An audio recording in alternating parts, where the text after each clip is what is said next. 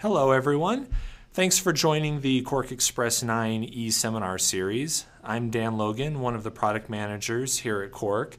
And this month we're going to sort of go back to basics and talk about the fundamentals of how you use QuarkXPress to actually create your page layouts and your designs and how to be the most productive within QuarkXPress. This session is for anyone who might be new to using QuarkXPress or even existing users who perhaps feel that they don't know everything about QuarkXPress. Maybe you are self-taught and you think there might be a better way of doing certain commands and you want to know sort of the best practices and tips and tricks for being as productive as possible in QuarkXPress. We're going to go over how you navigate a layout in Quark, how you actually interact with boxes and content, how you use the tools to manipulate the appearance of the layout objects in your design, the difference between the various selection modes in QuarkXPress. We'll talk about working with text and working with pictures, where you find the various attributes that affect the styling of the items in your layout. And then at the end, we'll dig in some detail into some automation features like style sheets and master pages that will help you build a better document. Okay, so let's get started. I'll hide my slides and we'll just go right into QuarkXPress. The file that we're going to be working with today is Retro Magazine number 8, which is actually an iPad app that you can find on the App Store. It's a free download if you want to check it out. I encourage you to do that. Do a search on Retro Magazine in the App Store. So we're in an App Studio layout, but the techniques that we'll be talking about today are equally valid if you're designing for print or iPad or anything else in QuarkXPress. Okay, so the first subject I want to talk about is navigation. Navigation involves moving throughout your document. Generally, when you're working in Quark, that's the kind of movements you're making. Is you're zooming in to an area of great detail and doing some work on that area, and then quickly zooming out to evaluate your changes, and then maybe zooming back in. So you're doing a lot of that back and forth sort of navigation. Now, the first thing that I want to stress is, as with a lot of tasks in QuarkXPress, if you really become fast and fluid and make it your second nature, then you're probably doing a lot of it with the keyboard. A lot of people, when they first use QuarkXPress, they look to the tools palette and the mouse, and they basically do too much mousing. If you watch a QuarkXPress power user, the first thing that will kind of strike you about how they work is how much they're able to accomplish with the keyboard. And they take their hands off the keyboard as little as possible. And so the posture that you should get used to with working in QuarkXPress is one hand on the mouse and the other hand on the modifier keys of your keyboard. The modifier keys are the Command key, which is the one with the apple on it on a Mac keyboard, the Option key, and the Shift key. You want to be able to get your typically left hand on all of those keys. Now, if you're left-handed, that's fine. You just will have your left hand on a mouse and you'll have your right hand on those modifier keys. If you're on Windows, the modifier keys are the same, they just have different names. Instead of the Command key, you have the Control key, and instead of the Option key, you have the Alt key. Of course, the Shift key is the same. In the slides, I've noted Command/Control for cross-platform. In the demo, I'll probably find myself saying Command key. So if you're on Windows, just remember when I say Command, you should hear that as Control, and when I say Option, you should hear that as Alt. So with one hand on the mouse and the other hand at the corner of my keyboard, we'll go ahead and move back to QuarkXPress. One of the most common navigational commands that you'll do in QuarkXPress is to move around a zoomed in view of the page, just like I'm doing right here. Now what I'm doing here is I'm actually scrolling. but I'm not using the scroll bars. You never want to actually have to use those scroll bars because there are better ways of mousing around. And the way you do it with a mouse is you press and hold the Option key. That will temporarily give you the the pan tool. If you can see my cursor there, you can see when I press the Option key, it turns into a little hand. By the way, I should add that since I am using so many modifier keys in this demonstration, I do have this piece of software that will show you at the bottom of the screen what key I have pressed at any given time. I also have it set up to show you when I'm going to click the mouse, so you'll see a little shape come out from the cursor when I click the mouse. But when I press and hold Option, I get that pan tool, and that will let me quickly and easily move the view around. Now, some of you might be saying, well, I can do that by going to the tool palette and selecting the pan tool from the tool palette, and then I can do the same thing. And that's true, but the point of what I'm trying to get across today is that if you really want to be a quick and proficient QuarkXPress user, you want to minimize the number of times you have to come over here to the tool palette and manually change your tool mode, and instead use the natural modifier key behaviors within the layout. So that is panning around. Often in QuarkXPress, you need to get a wider view and see what your entire page looks like. And that's really easy to do with the keyboard by pressing Command 0. Command 0, if we look up in the View menu, is the key command for the action Fit in Window. So if you want to see what the whole page looks like, it's always Command 0. If you want to see what your page looks like at actual size, actually 100%, you can see down here that with the window at this size, to fit the page in the window, it had to zoom it down to 93.3%. Maybe I want that to view at 100%. I can always press Command 1, and that will take me to 100%. You can see in this case it doesn't quite fit there. Another key command for going to a specific view, one that's not listed in the View menu, is a modification of Fit in Window called Fit Spread in Window. Sometimes I want to actually see multiple pages simultaneously. I want to get at a view that's even a smaller view than Fit in Window. So if I press Command Option 0, that will give me this wide view where I can see probably a couple of spreads worth of pages. If you're working in a facing page print layout, then the Command Option 0 command is also very, very useful because often you don't want to fit the current page, you need to actually fit the entire spread into view. Of course, as with many design applications, you can always zoom in and out in smaller steps by pressing Command plus and minus. Right? Each time I press Command plus, it zooms into the document, right? And get on the area of interest, Command plus until I get way in, until I max it out at 800%. And of course, I can press Command minus to go out. Now, one caveat with Command plus and minus that confuses people at first is this. If I'm editing text, let's say I have some text selected here. If I press Command minus right now, it's not going to zoom because Command minus is actually a text input command in QuarkXPress. Command minus would give us that non-breaking hyphen in that position. So I don't want to do that. If I'm in text editing mode and I want to zoom out, then I can always press Escape. Escape will always deselect the current box, so it doesn't matter what tool mode I'm in, I'll be able to then use Command or Control minus to zoom out even if previously I had the text insertion marker in a text box.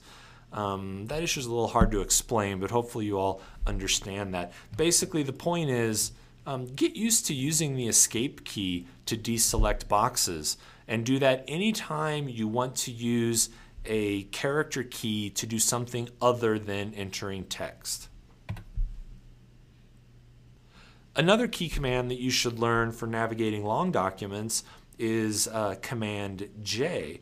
Command J will bring up the Go to Page dialog. And this is how we're going to quickly move throughout a document. So if I want to get from page 5, which I'm on now, we can see that down here in the lower left corner, to let's say page 20, I'll just hit Command J, 20, enter, and it will take me right to that page. If I want to go back to page 5, Command J, 5, enter, and I'm back to page 5.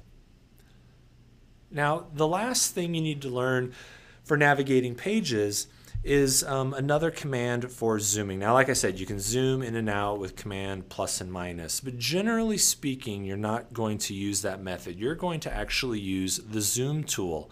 That's the one that looks like the magnifying glass on the tool palette.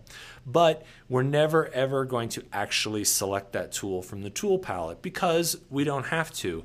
There is a key command for temporarily invoking the zoom tool. Now this is one that's different between Mac and Windows. On Mac, by default, it is Control-Shift.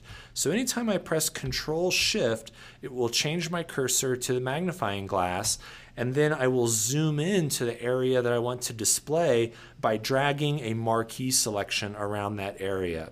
So in this case, if I want to zoom into this headline that says Street Cameos, I'm going to hold Control-Shift, and I'm going to drag a marquee around Street Cameos, and that will zoom me right into that area of interest. I can do my modifications, and then when I'm done, I'll probably hit Command-0 to zoom back out to fit in window page, take a look at it. While you have the zoom tool selected, if you want to zoom out with that tool, then you just add the Option key. So again, I'm going to press Control-Shift to get the zoom tool. I can either drag out a marquee or I can just click to zoom in those 25% steps, or I can add the Option key. Now you can see it's in zoom out mode and I can zoom out. So there are many different ways to zoom in and out and move around the document. What I want to stress to you guys is that some are faster than others, and you want to really tune yourself to use the ones that you can remember that involve the least amount of going over to the tool palette and actually switching the tool mode. Okay, let's go back to slides for just a moment. So boxes and content, well, as you probably already know, that is how layouts are constructed in QuarkXPress. Everything has to be inside a box. So every design element on your page will either be itself a box or will be content inside of a box. So even lines in QuarkXPress we call boxes. Any type of geometry is a box. And the box can be decorated with things like a color or a frame, a blend, things like that. Additionally, boxes can hold content if you want. There are 3 different content types for each box. A box can either be a text box, a picture box, or what we call a none-content box. Let's go ahead and go back to QuarkXPress and take a look at that. I'm going to make a new document to talk about boxes on a new page.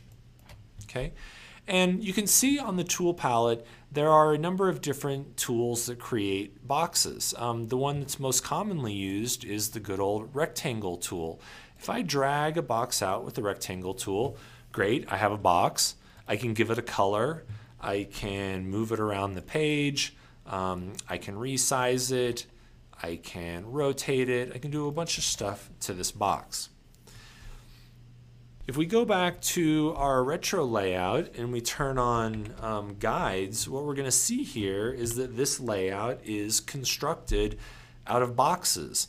There's a box for each of our text elements on the page, right? Some of those boxes are grouped together.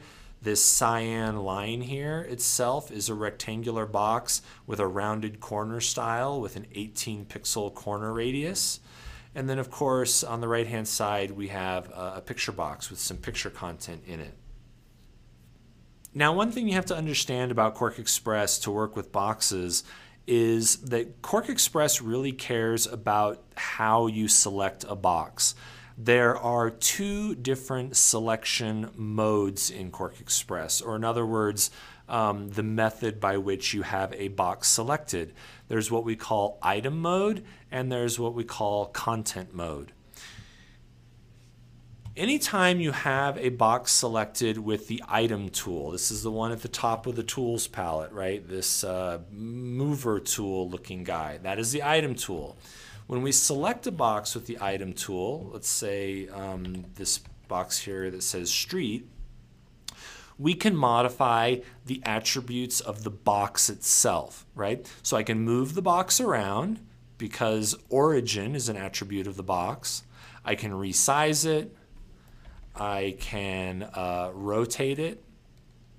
I can even do things like go into the modified dialog and change its color. We'll change its frame, right? I can change many different things about the box that don't have to do with the content inside the box. So go ahead and apply those changes I just made. Well, I'll have to make it a little bigger. There we go. Okay, so that is item mode. And again, item mode is the mode you want to be in when you want to manipulate item attributes, the things about the container, not the content itself. The second tool mode in QuarkXPress is what we call content mode. That means that you're selecting the content inside the box. And you do that with one of the two content tools we have available. Back to the tool palette, you can see we have a text content tool and a picture content tool. Right? We added the picture content tool in version 8 to really enhance the way that you can interact with pictures. Now, in the old days, you would often have to mouse back and forth to the tool palette to actually switch the tool mode on the palette to get back and forth between item mode and content mode. That's not the case anymore and hasn't been since QuarkXPress 8. Now it's much, much easier to switch between those modes. Generally speaking, you'll stay in the item tool on the tool palette. And when you want to switch into content mode, you can do it just by double-clicking the box, right? Saying, I want to drill down into this box and now access the content attributes.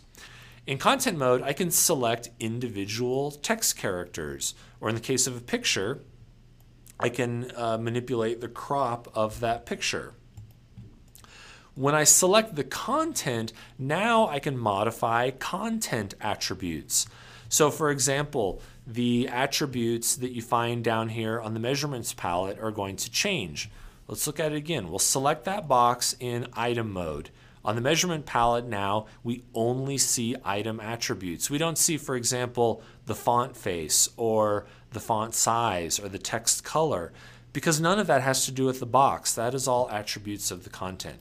When I double click and select it in content mode, now you see I have attributes like typeface, font size, bold italic, font color, things that are attributes of the content. Okay, so I think now we understand the difference between item mode and content mode, because I'll probably mention that a few times as I go through the presentation. All right, so let's talk about how you actually modify these boxes to manipulate the layout of your page. Just go ahead and put that guy back where he came from. A little bit lower. There we go. Okay, let me go back to slides for a minute. And selection mode, we talked about that. As far as working with boxes, it's all about the modifier keys. And again, those modifier keys are Command, Option, and Shift. No matter what you do in QuarkXPress when manipulating a box, be it dragging the box, dragging its handles, dragging the content inside the box, most of the interactions in QuarkXPress, the behavior differs depending on what type of modifier key you're holding down on the keyboard. Let's go back to QuarkXPress and see how that actually works. Okay, so on this page we have a bunch of boxes making up our layout. And the first kind of box that I want to look at is picture box. Let's go ahead and I'm going to copy that to a new document just so we can isolate it and have it all by itself. Okay, I'll go ahead and make it a little bit bigger. Yeah, let's see her. There we go. Okay, so by default, if I click on this box, I can move it around the page. It's free form movement. I can move it up, down, sideways, diagonal. I can do whatever I want here. That's an unmodified behavior. As far as dragging the box around, the modifiers that we have available, first, the shift key. If I hold the shift key while moving a box, then that's going to constrain the movement to only the vertical axes or only the horizontal axes. That's used a lot in page layout where you're saying, look, I want to move this guy down, but I don't want to move it over because it's aligned horizontally to some other object. So I'm going to use the shift key to constrain that movement. If I hold the option key while dragging a box, it's going to do something very interesting. It's going to make a duplicate of that box instead of just moving the box. Now, one key about option drag duplicate that you need to remember is that the option key needs to be added as a modifier in the middle of the drag. If you press the option key before you begin the drag, then what's going to happen? It's not going to drag the box at all. It's going to pan the view around like we talked earlier. So if you want to use the option key duplicate behavior, you want to begin the drag.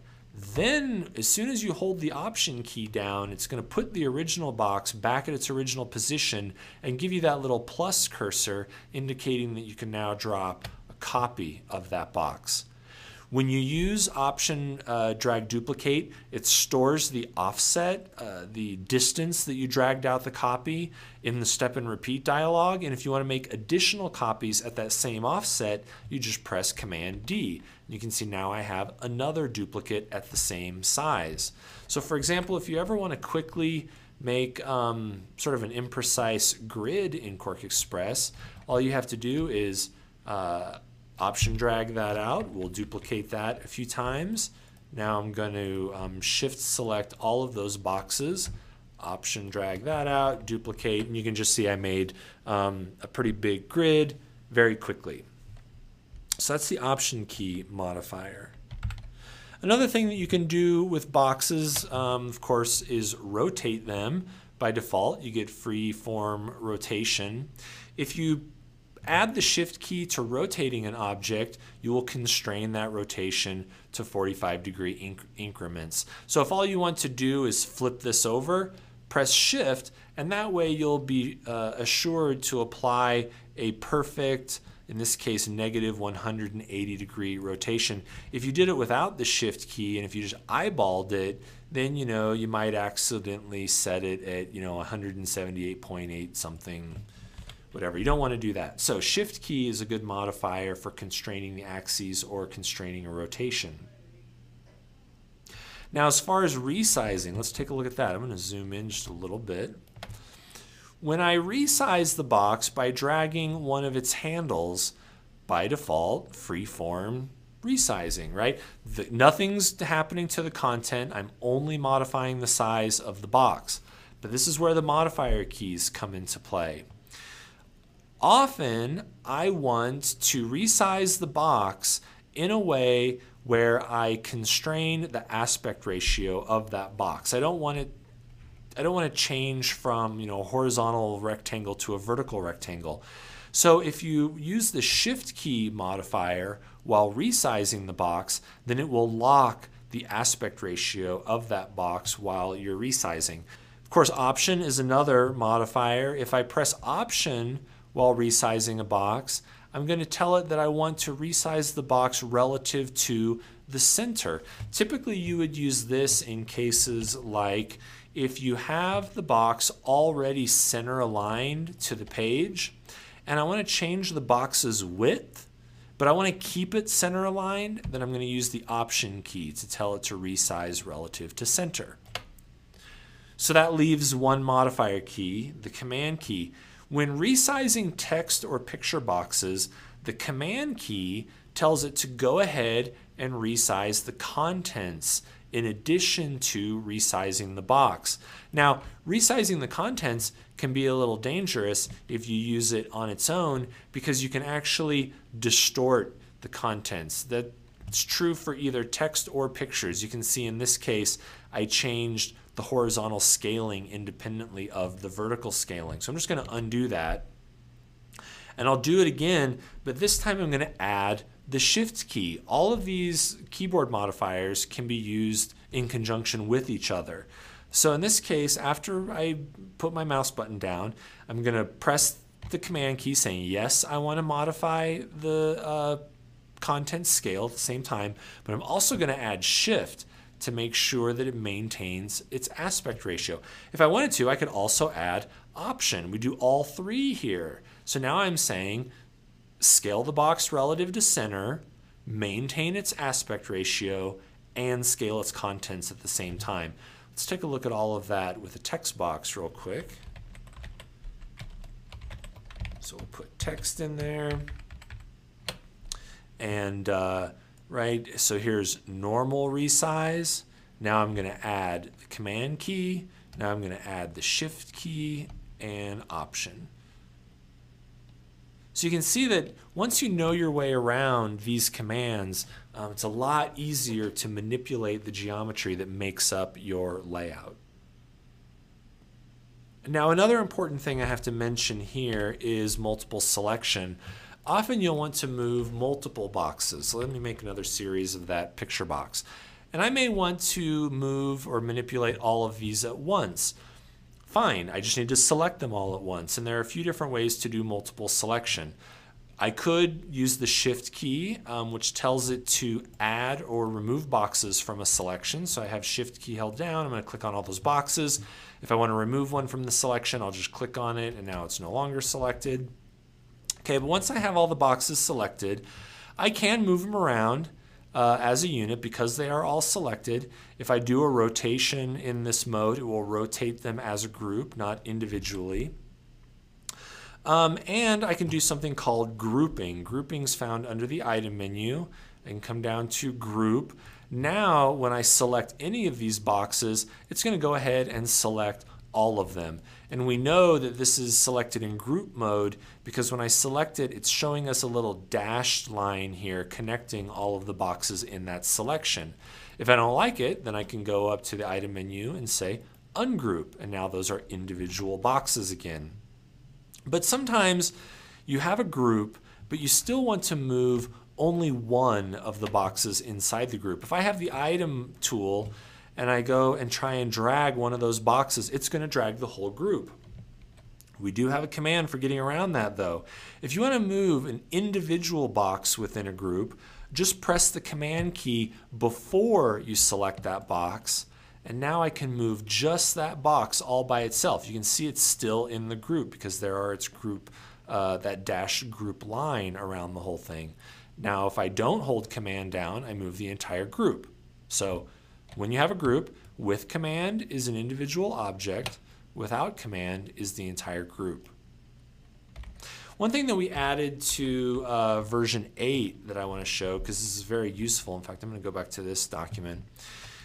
Let's say you have a bunch of boxes that are not grouped, but you want to resize them together as if they were in a group. So let's say for example, that I want to change the width of these four text boxes that make up this right-hand column.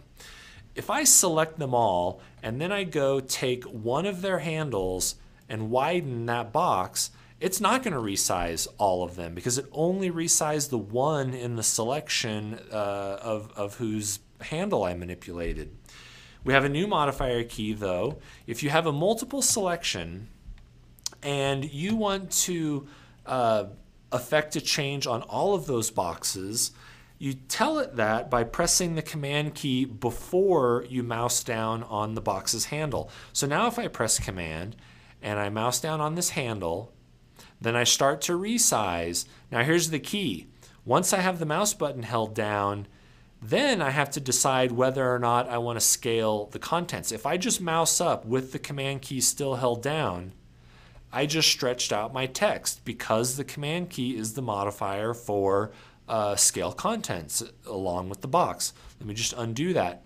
This time what I'm going to do, press Command, mouse down on the handle. Now I'm going to let go of Command, And now when I make those boxes wider, you can see that I've affected all the boxes in the selection and I did not scale any of the contents. So there's a little trick for you for resizing multiple boxes without grouping them. Of course, if you want to delete a box, you can always select it in item mode and hit the delete key. Boom, it's gone, right? I don't typically use the delete key, and the reason is because what if I'm in content mode? If I'm in content mode and I press the delete key, it's going to delete a character of the text. But sometimes you want to delete the box that contains content while you're in content mode. So in QuarkXPress, I recommend that you get in the habit of deleting items not with the delete key, but instead by pressing Command or Control K. I usually remember that by knowing that it's K for kill the box. It's not particularly nice, but K for kill the box. So even if I'm in content mode, I can press Command K and it will delete the box that has the selection. So that is a helpful trick. All right, let's talk about manipulating pictures for a moment. So I'm going to grab a picture box. We'll take this guy. I'm just going to copy that. And we'll go back to our empty layout and let's paste that in and look at how we interact with pictures. So typically you'll be cropping an image, and we do that in QuarkXPress with the picture content tool or with a content-based selection. Same thing. So what I need to do to get into that, of course, I could go to the tool palette, select the picture content tool and select that box, or from within item mode I can just double click on it. Once I'm in picture content mode, you'll see that I now get a ghosted representation of the entire image, including the areas that are cropped outside of this picture box. In this tool mode, I can do everything that I need to do in order to crop an image. I can manipulate the image itself without disturbing the box by using the content handles, right? I can move it around inside the box just by dragging, or these semicircular handles out at the perimeter of the content overlay. Those are the content handles. Those will let me resize the picture contents or rotate the picture contents. Of course, rotation is done by placing your mouse pointer out just past the corner edge. There's a UI region in there that will turn the cursor to a rotation cursor and let me rotate that content around. So using those commands, I can make the picture bigger or smaller, angle it. While I'm working with the picture content tool, I can also press the command key to dismiss that transparent overlay and see what the box looks like with the current crop. So I might move it around, do some changes, press the command key, see if I'm happy with that crop, repeat manipulating it and do that until I'm done. Now, I said you can do everything that you need to do to crop a picture, and that also includes manipulating the box itself. Of course, the box has its own set of handles, these square handles, and as long as they're not overlapping the content handles, then you can also manipulate the box. So let's say I want to make the box shorter. Well, I can go ahead and grab the box handle, bring it up, and now I have a shorter box. If I want to move the box, you can do that by pressing the command key. When you have the overlay dismissed, you can use the mouse now to actually move that picture around within the page. Or I can rotate the box by going out past the box's corner handle and apply a rotation. Now, modifier keys are still in effect for all of this stuff, and they work pretty much the same way we discussed before. Let's say you're scaling the image like this, right? And let's say you're in a scenario where the picture scale attributes are not locked for aspect ratio. Of course, we can lock that just like we locked it for box earlier. You can see here on the measurements palette that can be locked or unlocked for aspect ratio. Again, that is the picture scale, but this time we'll have it unlocked.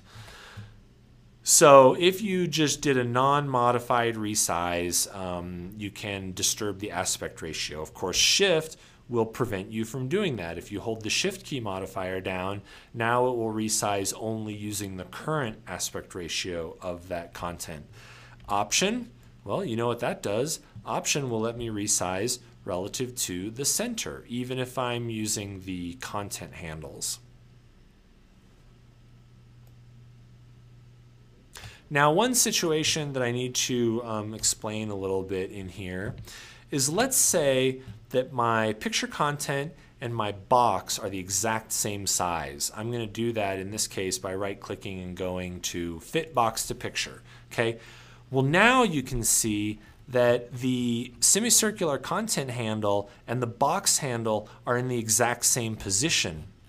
So what's going to happen if I grab one of those and move it? Well, I'm in picture content mode, so the content handles will always take precedence over the box handles. If I come to that corner and start dragging that, you'll see I am dragging the content. What if I actually wanted to drag the box handle? The way you do that is, anytime you're in content mode, you can temporarily invoke item mode by pressing the command key. So when I have command down, which is when the crop picture overlay is dismissed, if in this state I grab that handle, you can see the semicircular picture handle went away. And if I go ahead and mouse down on the box handle, now the box handle has precedence and I can make the box bigger or smaller. The key to remember is, I might need to let go of the command key after I've acquired that handle. If I don't, then I'll get this behavior, right? Because command is the modifier for scaling box contents along with the box, just like we discussed. So let's say that all I want to do here is I want to make this box and the picture inside of it smaller. I don't want to disturb the crop or the aspect ratio. Then, of course, I can always select the item tool. That'll make it a little bit easier. But let's say for this purpose, we're already in content mode. So I'm going to press command so that I can go into item mode. I'm going to mouse down on the corner handle. Then I'm going to add the option and shift keys because I want to scale this box down while maintaining its proportions relative to its center and scaling contents. Okay, let me go back to slides for just a minute and let's see where we're at. All right, let's talk about importing content. How do you actually get content onto your page in QuarkXPress? Well, it's actually quite easy, and there are multiple ways to do it. As far as text, you can always just draw a text box and type. Okay, so that's one way to get text into your layout. Typically, you're going to be bringing in text from other sources like Microsoft Word or something like that, and that's always the case with pictures. So one way to get content in is to use the import command. Go to the File menu and go to Import or select Command E. Let me go ahead and grab a picture. Okay, here's a picture file. I'm going to click Open. And since there was no box on the page, QuarkXPress created a box for me. You can see here now, right, that is the box that it made. I did not have to draw one in advance like you did in earlier versions of QuarkXPress. You do need to be a little bit careful though about what selection you have before using the import command. I'm going to kill that box, and let's say that we already have a box. I'll bring this box back. So it made a box for us, but it just centered it on the page. It made it as big as the page. That's probably not exactly the size and shape and everything that I want about that box. So let's say that I had a box and it's this big, right? And it's this shape. I can go ahead and import into that box by just selecting it first, selecting it, and then going to File, Import. Now, it doesn't care what the content type is of that box. It's going to go ahead and turn it to the content type required by whatever kind of content I import. So if I import a picture, it's going to turn that box into a picture box, right? I'll just undo that. If I import text, now it's going to import that and turn it into a text box. Now, here's the one thing you need to be careful of. Because of this behavior, let's say I have a text box, it has text in it that I want, I select it, I go File, Import, but I select a picture. What's going to happen here? Well, because I declared the selection up front, it's going to go ahead and replace the contents of that text box with my picture. So unless you know that you want to go into an existing box, then your best bet is to deselect before you import. And again, the easiest way to deselect is just hit the escape key. Now when I import that image, it's going to make a new box, right? Okay, so there's one other way. The import command is great, but with the import command, you can only import one thing at a time. What if I want to import multiple things, or I don't want to browse through them with the import dialog? I already have them open on the Finder. Well, of course it supports drag and drop as well. If I go to the Finder, I can say, you know what?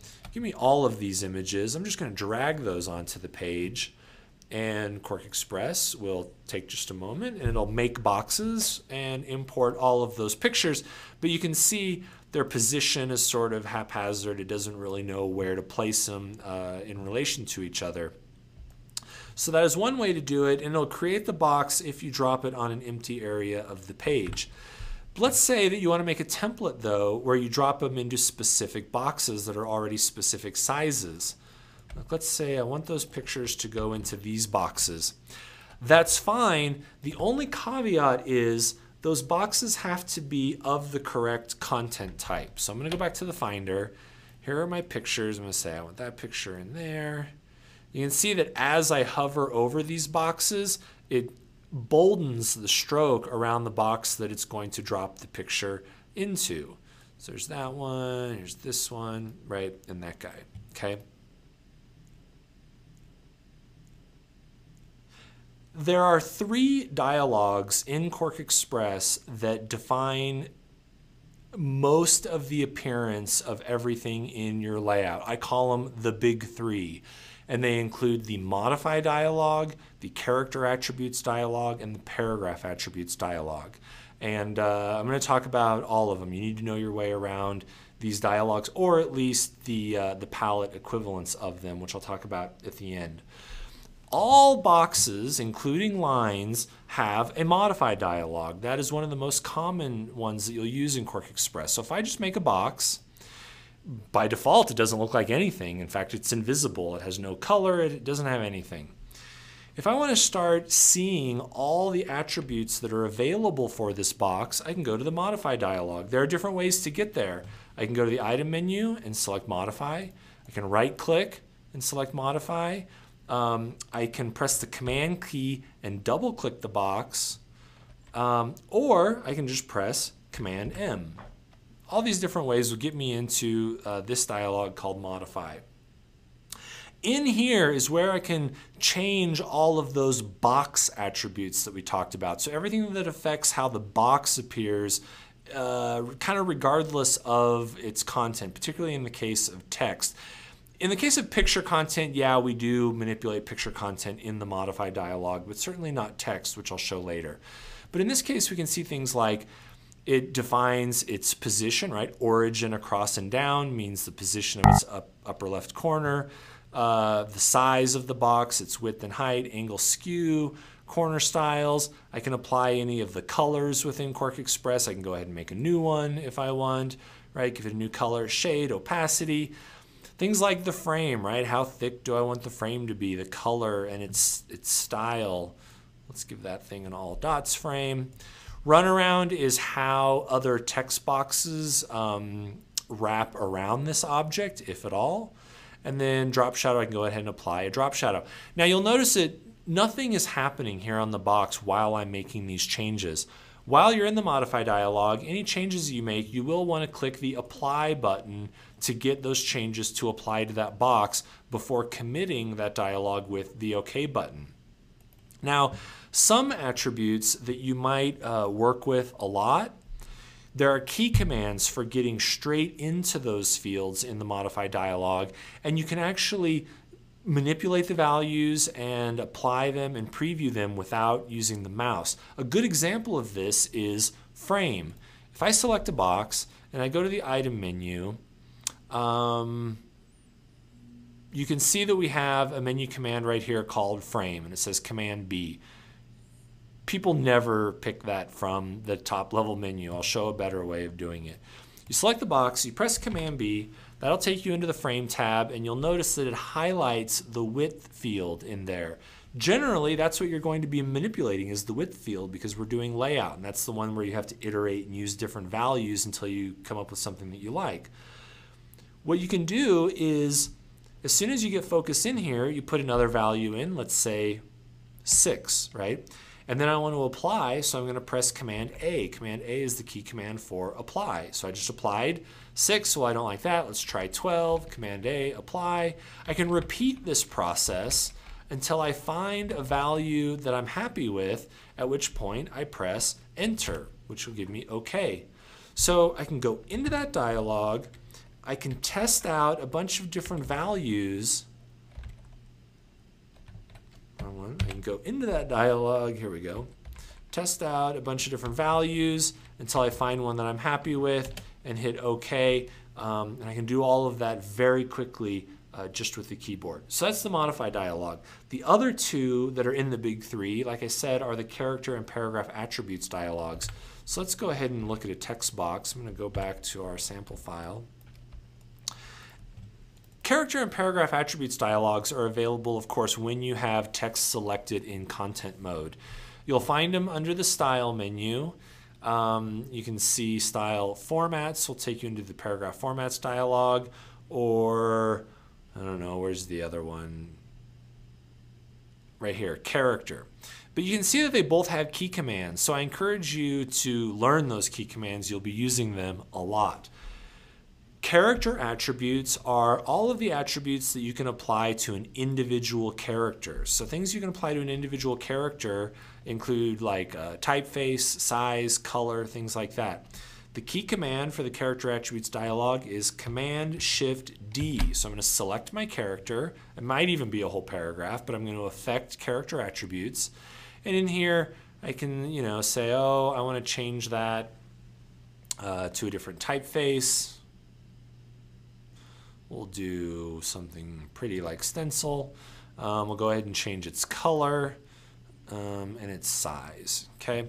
We also have the apply buttons in here. So if I want to apply those changes before I commit the dialog, I can do that. When I'm all done, I'll click OK. That applied only to the selected character. Now, paragraph attributes are different. They can only be applied to the entire paragraph, and they're going to apply to the entire paragraph that the selection is in at any given time. So in this case, I'm going to leave the S selected, but this time we're going to press Command-Shift-F to take us into the paragraph attributes dialog. And in here I can change things like indents, right, leading, the space between baseline to baseline, anything that applies to the entire paragraph, including also my tab stops, as well as rules, which are lines that can exist above or below the paragraph. In this case, just to prove the point, I'm going to go ahead and give it a left indent value. We'll give it, 18 points, right? So 18 point, and I'm going to press Command A for apply. Well, in this case, we'll go ahead and click OK. And you can see what happened here. Even though I only had selection in this top line, it applied that left indent to this entire paragraph, which is composed of 3 lines, because indent is a paragraph attribute. So just make sure that you understand the difference between paragraph attributes and character attributes. Now, sometimes you don't have to actually go into those big dialogues. We have this dialog down here, this palette down here called the measurements palette, that contains most of the controls from those big 3 dialogues. So most of the stuff that you would typically interact with, you can find it either in the big 3 dialogues or down here on the measurements palette. And you can see there are various tabs of the measurements palette that reflect those tabs we saw in the big 3 dialogues. The classic tab, this first one, sort of has a collection of all different attributes. It has some modified dialogue stuff. Depending on the selection, it also has some character attributes. and it has even some paragraph attributes like leading and alignment and things like that. We also have some box attributes that you'd find in the modified dialog, like the text tab, the frame tab, runaround, shadow, and stuff like that. So I encourage you to use the measurements palette as much as possible because it's a little bit easier to use.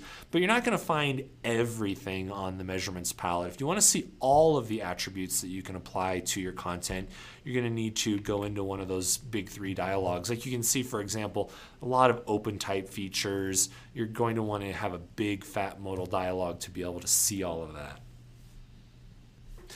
All right, well, obviously, in QuarkXPress, we deal with long documents that have a lot of pages and a lot of text. I'm going to get rid of that S because I'm tired of seeing it.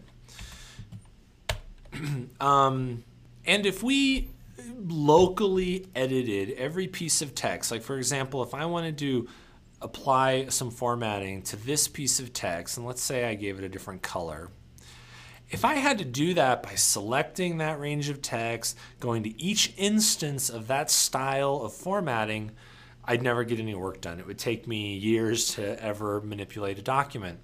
I want to talk about two features that will help you optimize longer documents for productivity, and really this is a best practice everyone should be doing. The two features I'm about to show, which are style sheets and master pages. So the first one is style sheets. You probably know in concept how they work in QuarkXPress. Style sheets hold a bunch of formatting definitions for text that you can apply in multiple instances. So if I go down to this page, you can see, for example, we have these little text assemblies, and they get repeated just with different text content, right? I've got 3 pages of these catalog items, and they all have similar formatting. Well, I don't want to have to go to each one and format them individually. So I'm going to store that formatting in a resource that we have called Style Sheets. Let me just close all my palettes except for that Style Sheets palette. I didn't want to open it quite that much. There we go. And this will show me all the style sheets that I currently have in the document. Now, the way that I made these style sheets is I created a text box, I formatted the text, then with that formatted text selected, on the style sheets palette, you just say new style sheet. When you create a new style sheet, its settings will default to the attributes of the currently selected text. So if I want to make a style sheet that looks like this text, then I just select it, make the style sheet, give it a name, and now I can apply it to other instances. You can see that in this case, this text already has a style sheet applied called product name. That's why when I select the text, the product name style sheet is selected on the style sheets palette. I have another style sheet here called product URL. That's the one that's applied to this URL at the bottom here. If I select my product name and apply the product URL style sheet to it, you can see that then it gets the exact same formatting as the URL text below it. When I apply that style sheet, it applies the text attributes defined in that style sheet. If I want to modify those attributes, there are a couple of different ways to do it. Of course, I could go to the style sheets palette and I could right click the style sheet name and say edit, and I could go into the edit paragraph style sheet dialog and I could actually change those attributes. I set a leading value, and well, that was a bad example because I don't have a multi-line. Here, let's do it with this one. This guy is product body, so say edit, product body, formats, leading will change to 20, okay, and you can see the leading was just modified. I'm going to undo that change. A better way of modifying style sheets, I think, is by selecting one instance of the text that has that style sheet applied and go ahead and modify that text. Like in this case, I might want to change the typeface and its color. So we'll change this to, let's say, a heavier weight of that font, right? And I'll change its color to cyan. Okay, now this text no longer matches the attributes that are defined in the style sheet that is applied to it. I know that because when I select the text, the style sheet shows this little plus symbol at the beginning of the style sheet name. That plus symbol is displayed anytime the selected text has what we call local formatting. Local formatting is what we call the phenomenon that occurs when the text has attributes that are not the same as the attributes defined in the style sheet, right? This style sheet said to make this text black. Well, but then I colored this text cyan, therefore it has local formatting. Now, how do I know exactly what the local formatting is? We added this ability in QuarkXPress 8. If the style sheet palette is showing local formatting, if you hover your mouse over this green kind of curly arrow button, it will give you a tooltip that shows what that local formatting is. It says the local formatting in this case is the font doesn't match what's in your style sheet, right? Because I changed that. And the color doesn't match. The color is cyan, and cyan is not what's defined in that style sheet. So there are a couple things I can do when I have local formatting. Either I want to tell this text, lose your local formatting, dude. I want you to match what's in this style sheet. Well, I already have the style sheet applied. The way I tell it to override the local formatting that's on the text is to reapply the style with the Option key held down. Anytime I Option click a style sheet name, it's going to apply that style sheet even if local formatting exists. So if I Option click product name, it's going to wipe out the local formatting that I had applied.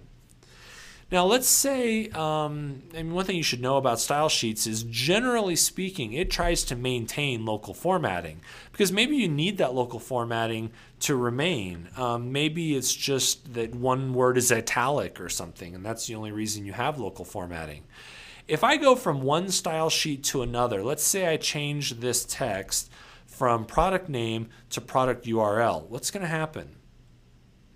Well, it's going to, well, that's probably a bad example. Let me try a different one. From product name to product body. Well, you know what? On this one I'm going to do, let's go back to product name. And the only local formatting that I'm going to do is we'll change one of these words color. There we go. So only this piece is locally formatted. Let's say that we select that range and then we apply the style product URL. Okay, well, what just happened? It went ahead and changed all of the attributes to the URL style. It's now in this more narrow petita medium at the right size, but it left that thing red. Why did it do that? Because it looked at it and it said, look, this text already has a style sheet applied. It already has local formatting on one of these words. I'm going to maintain that local formatting even when you apply another style sheet. The only exception is if I apply the style sheet with the Option key held down, and then it will override that local formatting. Okay, so as I was saying earlier, what about if you want to modify the style sheet? So I showed you one way of doing it using the Edit Style Sheet dialog. The way I prefer, though, is just editing that content in place using the other controls, same way we set the local formatting originally. So we'll set that to Parasine plus bold. We'll go ahead and change its color to red. Now I'm going to zoom out to remind you that we have two other instances of that same style sheet, right? There's one up here at the top and there's one down here. I just applied local formatting to this one. It shows me that on the style sheet palette. Let's say, however, that what I want to do is instead of overriding this local formatting, I want to now push that local formatting into the style sheet so that all other instances of that style sheet now reflect the attributes that are on this locally formatted instance. So I'm going to select that text on the style sheet palette. That green button we talked about, that is the Update Style button. So that will tell you what the local formatting is, but it will also allow you to push that local formatting into the style sheet. So what do you think is going to happen when I press the Update Style Sheet button in this case? Okay, well, what's going to happen, The local formatting here, which happens to be Parasine bold and red, will be pushed back into that style so other instances will be updated to reflect it. As soon as I hit this button, these other two product names are going to change. So let's do it. Here we go. Don't blink or you'll miss it. Boom. Okay, so as soon as I clicked Update Style, now these are updated to match the local formatting I put on this other one. And in fact, if I scroll down, you'll see even all these other pages have changed as well. It's a really quick way to change stuff. So let's look at it again just real quick. I'm going to go ahead and change the font of one of those. Optima. There we go. Now it's back in there. But I want it all to be Optima. There we go, and black, right? And then I go update style, and every other instance of that changes to Optima Black. So I really encourage you to use style sheets. Now, there's one other thing I need to mention about style sheets that you've probably noticed is they come in two different flavors. Just like there are paragraph attributes and character attributes, there are two different types of style sheets. There are paragraph styles, and there are character styles. Generally speaking, you're going to use paragraph styles, and in fact, paragraph styles can hold character attributes, right? When I select that text and I say, give me a new paragraph style, there's an attribute here called character style. And normally it's set to a setting called default. Default means use the character style attributes that are in this style sheet. And I can get to those by clicking this edit button. The edit button will tell me that is Optima, 14 and some change points at black, whatever. These are the character attributes of this style sheet, even though it's a paragraph style sheet. That will work for you in most cases. Sometimes, however, you want to use multiple styles of character formatting within the same paragraph. So for example, you might have an emphasis style. My emphasis style is going to be bold. Here we won't do that. I always say your garden. So we're going to make it bold, maybe a different typeface. In this case, we'll use a different color, right? That I cannot capture those character attributes in the paragraph style because it would apply to the entire paragraph. So in this case, I am going to make a character style, and we'll call this my emphasis, and we'll apply that to a few different words in our paragraph. My emphasis, right? And my emphasis. Well, this paragraph now has its paragraph style, product body, with its own character attributes, but then locally within that paragraph, I can assign other consistent styles that align directly to a character style sheet. All right, let's take a look at master pages. So master pages are sort of like style sheets for pages themselves. Master pages are what you use when you have repeated elements that happen on multiple pages throughout your document. Let's go up, here we go. You would often use master pages when you want to do something like a folio or a footer, or if you're doing a long document like a book. Anytime you're running text across many pages, you'd probably do that text box that holds your body copy as a master page element. You put things in master pages so that you can edit them once and have those edits ripple across multiple pages. That's why I say that they're kind of like style sheets. The way it works is this. Master pages are found on the page layout palette over here on the right. The page layout palette shows us all the pages in our layout in the bottom panel here, and in the top panel shows all of our master pages. I'm going to zoom in there.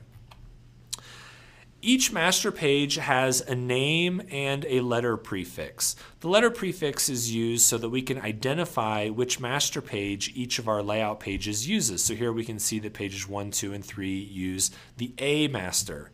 The string that comes after A can be anything, right? This can be called, my page, right? But if I rename that and try to take the letter off, my page, as soon as I hit enter, it's going to come back, my page, because each master page has to have a letter prefix and a name.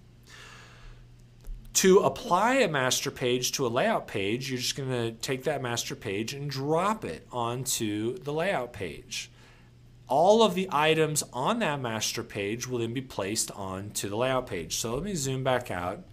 And in this case, I'm on page 9. So let's go to page 9 in the page layout palette. It's right here. If we zoom in, we'll see that uses master B. Right? B is this one up here called top 5. Yep, there's my top 5 folio. If I double click on master B, it'll take me into that master page, and I can see that the only objects on the master page are this line, the top 5 text, and my little section name. In my case, I put section name in brackets so that I'll remember that that's just a placeholder. I actually need to type in the actual section name on the page. If we go to page 9, another good way to get into the master page is in the bottom left corner of the window. There's a little button right here called the master page toggle switch, or view master page button is what the tooltip says. Whenever I click that button, it's going to toggle me in or out of the master page for the current page. So right now I'm on page 9. If I hit the view master toggle, then it takes me into B master top 5. You can see it right here in the lower left corner. When I hit it again, then I come back out to my regular page.